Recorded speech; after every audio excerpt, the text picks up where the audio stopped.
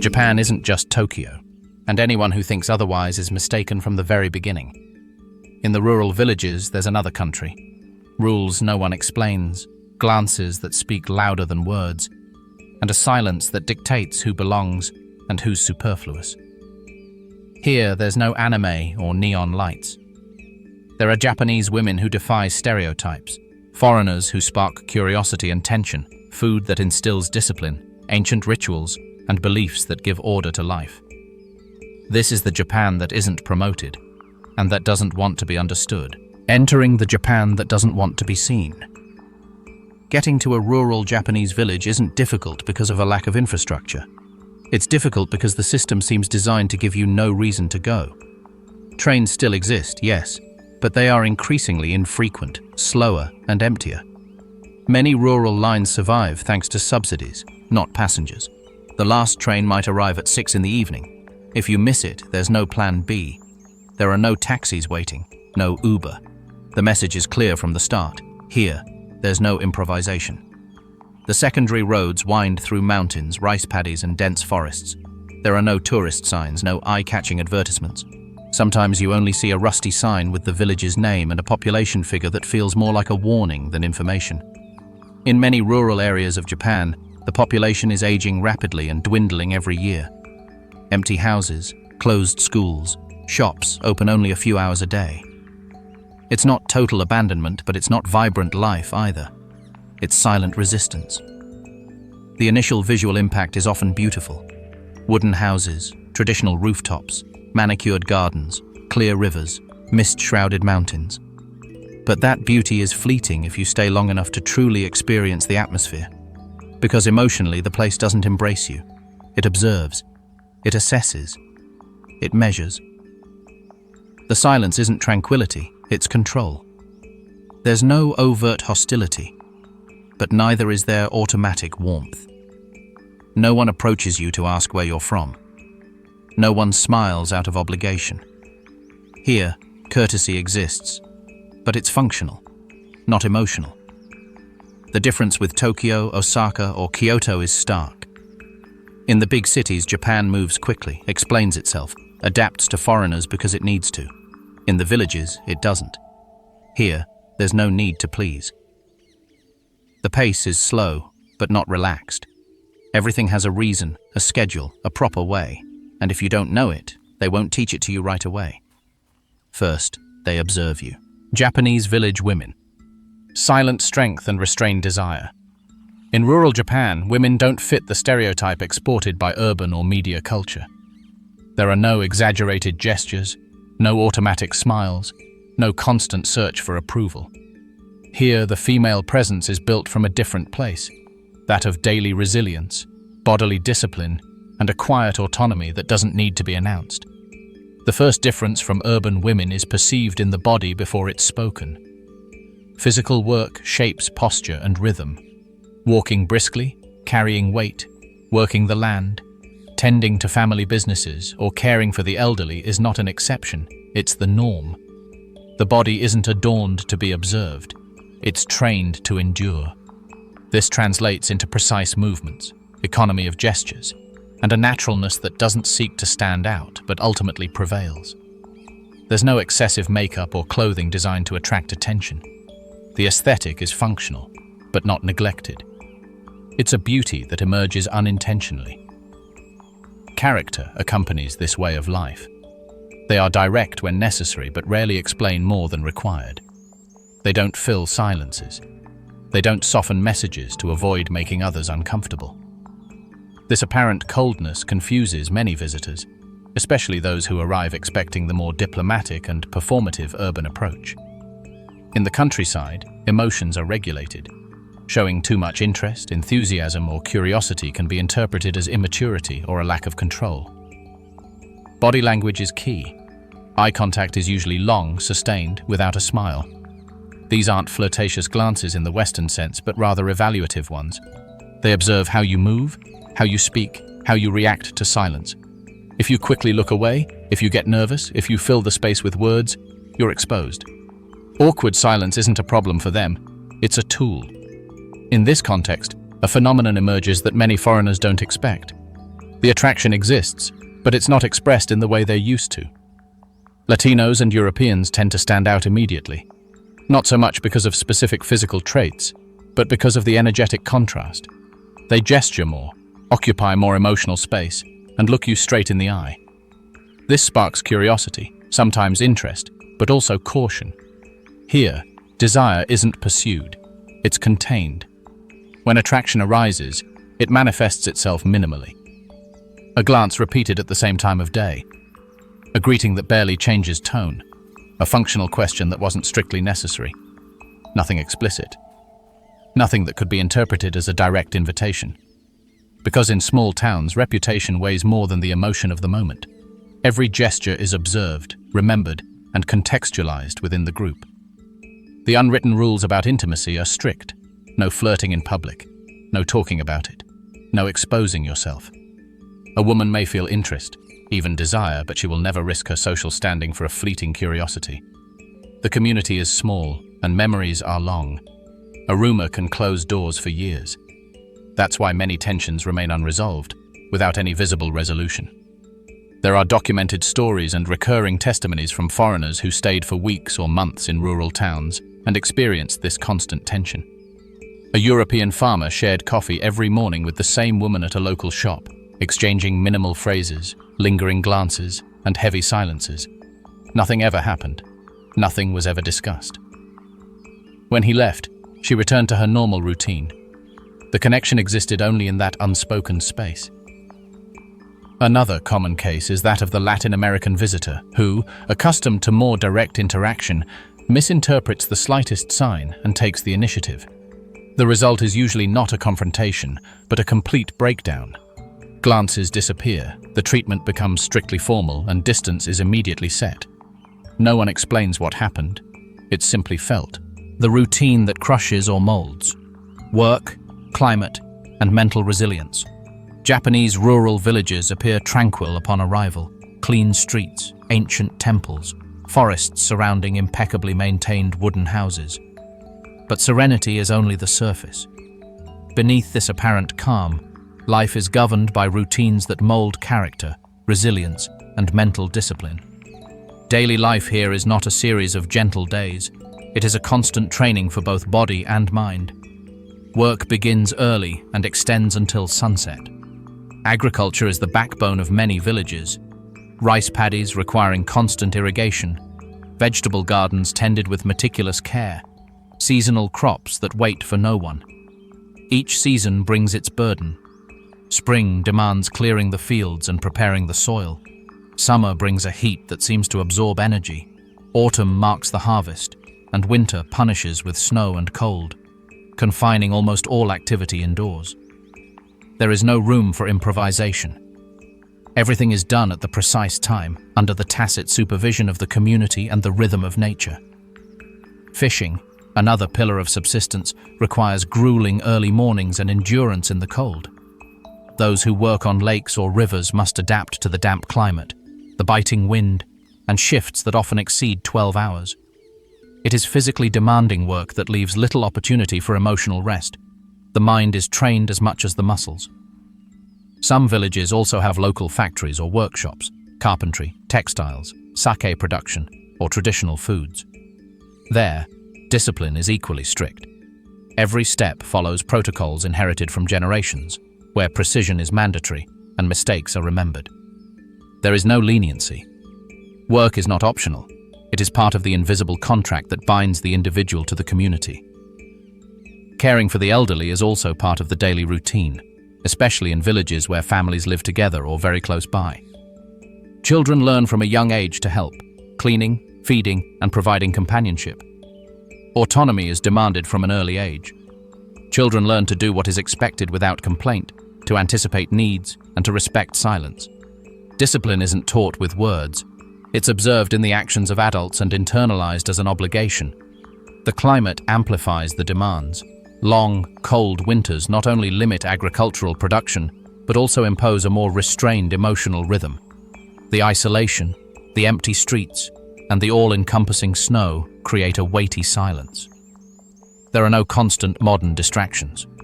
Daily routine becomes the sole narrative that guides time. In these villages, the community is closed but functional. Cooperation is strict. Everyone fulfills specific roles, and no one is expected to fail. Weakness is quickly noticed. A slow worker, a child who doesn't learn on time, a rebellious youth becomes immediately visible. There is no anonymity. There is no room for prolonged mistakes. Social pressure is silent but constant. Mutual surveillance, though unspoken, regulates behavior and teaches survival under clear and demanding standards. Solitude here is functional. Being alone means concentrating on the task at hand, observing nature and fulfilling responsibilities. There is no time for idle leisure. Even entertainment follows traditional patterns that reinforce discipline and collective values. Relationships are carefully constructed. Every social gesture is evaluated and remembered, and trust is earned through consistency and demonstrated responsibility. Interestingly, this crushing routine has a dual effect. It crushes those who are unprepared, but molds those who accept it. The body becomes resilient, the mind hardens, and social bonds become deep and reliable. There is no indulgence for weakness, but neither is there room for chance. Each day is a silent test, measuring strength, patience, and adaptability. Foreigners in Japanese villages. Fascination and friction. Japanese rural villages receive visitors, but not in the way one might imagine. These aren't tourist crowds or guided tours. Most of the foreigners who arrive are simply curious. Europeans seeking authenticity, Latin Americans fascinated by Japanese culture, Japanese women from larger cities visiting family, or simply expatriates drawn to the tranquil life. Some are journalists or writers, others photographers chasing the perfect postcard. The curious thing is that the arrival of any foreigner triggers a silent evaluation mechanism. The community observes, analyzes, and decides, without ever saying it aloud, who deserves attention and who is just another intruder. For foreign men, the initial impact is obvious. The gaze of the village women, direct and appraising, is intense. It's not overt flirting, it's a silent examination of behavior, respect, and adaptation. Every gesture, from how one greets to how one eats or answers a question, is observed. The attraction isn't declared, it's measured in time, patience, and discretion. Men who don't understand these signals are automatically excluded from the social circle, and even if their presence is tolerated, they fail to create any real connection. Foreign women face a different kind of tension. The culture of silence and social discipline can be overwhelming, and interactions with locals are often fraught with unexplained subtleties. Judging glances, measured gestures, and extremely controlled body language form an invisible wall. For a visitor unfamiliar with these norms, small mistakes, speaking too loudly, gesturing expansively, or ignoring a protocol of respect, can lead to immediate rejection. Integration requires not only cultural understanding, but also keen observation skills and patience. One of the most interesting factors is the quiet fascination residents feel towards certain foreigners, especially Latin Americans and Southern Europeans. Their physical appearance, perceived warmth, and communication style contrast with local restraint, sparking curiosity. Local women may be drawn to this difference, but the tension between desire and social norms creates an invisible field of restrained attraction. Signs of interest are subtle. A smile that lingers longer than usual, prolonged eye contact, a slight bow during conversation. Everything is regulated, and misunderstandings are common. The mistakes almost all visitors make are usually the same: trying to force closeness, ignoring silent observation, interpreting superficial politeness as genuine openness. A kind gesture can be misinterpreted. Informal conversation can be perceived as disrespectful, and the attraction locals feel can be mistaken for consent or complicity. Newcomers often overestimate their importance, and this prevents them from making a real connection. Another key element is how the community handles outside curiosity. Observers are allowed but not catered to. Foreigners are tolerated, but integration is not facilitated. Every interaction serves as a test. Respect the unspoken rules, observe body language, and maintain discretion, or you face invisible barriers that limit intimacy. Those who fail to grasp these norms often leave with a feeling of coldness, bewilderment, or rejection, without fully understanding why. Stories shared among residents illustrate this dynamic. A young European woman visiting a village seeking a cultural experience was surprised to find her interest in local life observed rather than reciprocated. Local men regarded her with caution, women with appraising curiosity, and every minor misstep, from arriving late to a meal to failing to follow a local ritual, quickly diminished her acceptance. On the other hand, a young Latino man who demonstrated patience, respect, and attention to detail was gradually included in conversations and activities, though full integration took months. The invisible order: hierarchies, memory, and reputation. In rural Japanese villages, the social structure isn't found on an organizational chart, nor is it openly discussed. There are no meetings to define who's in charge, no written rules to determine who belongs. Everything operates through an invisible, silent system that has evolved over generations. Here, hierarchies are as old as the families that uphold them, and reputation is more powerful than any official authority. From the moment a visitor sets foot in the village, this network of invisible order begins to assess them. The established families, those who have been cultivating the land, running local businesses, or maintaining temples for centuries, occupy the apex of this social pyramid. Their lineage and seniority grant them automatic respect. They don't need to proclaim themselves leaders. Recognition is a social given. On the other hand, newcomers, whether Japanese from big cities or foreigners, begin at the bottom of this hierarchy, carefully observed before they are allowed to fully interact with the community. Social memory is a silent weapon. Every action, every gesture, every word is recorded in the collective consciousness of the community. If a resident breaks an unwritten rule, arriving late to a community meeting, ignoring a greeting, arguing excessively with an elder, that action is remembered. Mistakes aren't corrected publicly with shouting or confrontations. They are sanctioned through silence, measured gestures, and gradual exclusion. The person remains visible but isolated. This isn't about revenge, but rather a system that protects social cohesion without the need for violence. The weight of reputation extends beyond the immediate family. Each member's story is intertwined with those of previous generations. A young woman bears not only the weight of her own actions, but also those of her family. A man who disrespects an elder can see his prestige erode for months or years. Here, any social transgression impacts the perception of the entire family, and recovery requires patience, constant demonstrations of respect, and impeccable behavior. In this context, social punishments are not expressed directly. No one shouts, no one makes public accusations. The mechanism is simple: ignored, excluded, limited in participation in events, conversations, or decisions. For example, a visitor who doesn't follow the established norms might be invited to a meal, but no one will interact with them in any meaningful way. They may be physically present, but socially absent. The punishment is silence, and its impact can be more devastating than any open reprimand.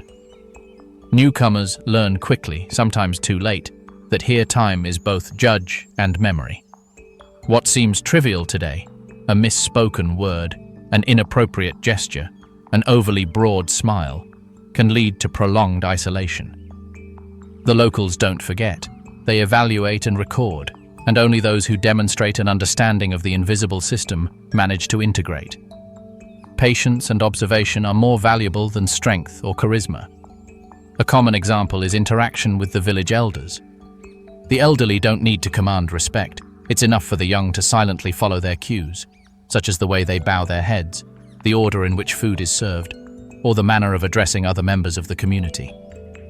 Skipping these rituals, even without intending to be disrespectful, can forever alter how a visitor or newcomer is perceived. Another key aspect is the difference between personal reputation and family reputation. A woman who maintains impeccable conduct and observes the unspoken rules not only strengthens her own position, but also that of her entire family.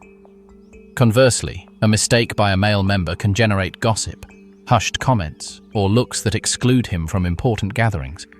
Every action has social consequences that extend beyond the immediate moment. When night falls, alcohol, half-truths, and double lives. In rural Japan, night doesn't just change the light, it changes the rules. During the day, life is governed by unspoken codes, hierarchies, and calculated silences.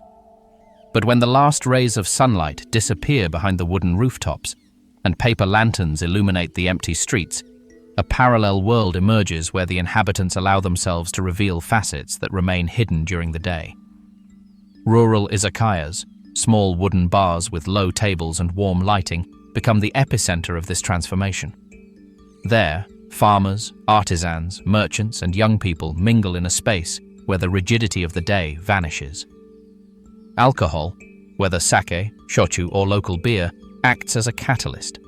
It softens discipline, loosens tongues, and lowers the boundaries of social protocol. Conversations that would be impossible in broad daylight arise. Veiled criticisms of neighbors, confessions about past mistakes, desires that are repressed during the day for fear of judgment. This phenomenon isn't limited to conversation. During these hours, the barrier between public and private becomes permeable. Couples who barely glance at each other during the day can allow themselves smiles, close encounters, and discreet gestures that will never be repeated under the sun. Young people can talk about their aspirations, fears, and desires without the weight of constant vigilance from older generations. Even visitors feel a curious tension. The community observes them cautiously during the day, but at night, in certain controlled contexts, they can catch glimpses of authenticity, albeit always under unspoken rules. However, it's not all complete liberation. Alcohol creates a safe space, but it also acts as a marker of trust. Only those who have demonstrated respect during the day can fully participate in these conversations and gestures. Newcomers who try to force their presence or ignore implicit codes quickly perceive silent barriers.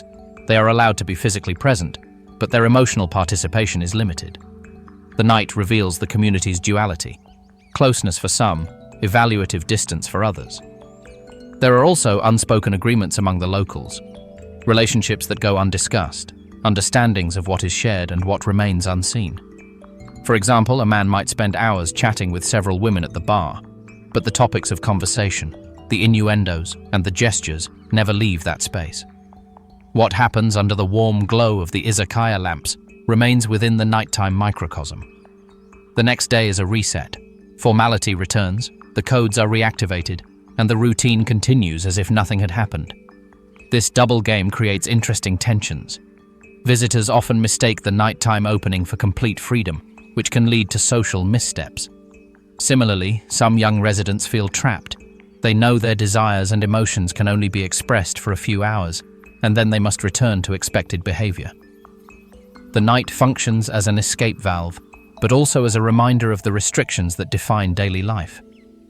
In rural bars, every gesture has meaning. A slight nod, a lingering smile, a shared silence. These are all codes of acceptance or rejection, amplified by the effects of alcohol.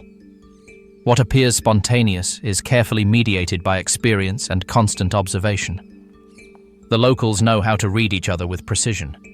Who is trustworthy, who respects the rules, who might transgress community boundaries if given free rein.